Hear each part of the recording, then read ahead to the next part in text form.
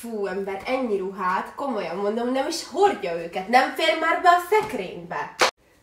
Lara, te mit csinálsz a szekrényembe? Orsi, te normális, hogy nézd már rá a szekrényedre, nem fér el semmi, miért nem adod el őket? Na, nézd oda!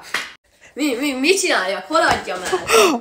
És miután Vadorsolya is bevallotta, hogy a szekrénye egy kész káosz, megmutattam neki a Flipgo applikációt, majd el is küldtem dolgozni, itt letöltötte szépen, hát igen, munka van. És egyébként az újdonság, hogy most már AI-jal is fel tudtok tölteni dolgokat sokkal gyorsabban, tehát ami eddig 10 perc volt, most 10 másodperc lesz, itt láthatjátok is. Majd munkára fogtam az asszonyt, ez igen, lehet teregetni kicsim.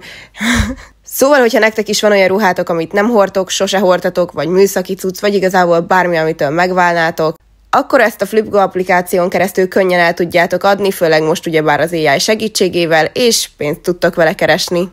Na és akkor lassan a végére is értünk, és hát nincs itt tenni, jó munkát végeztem, puszi!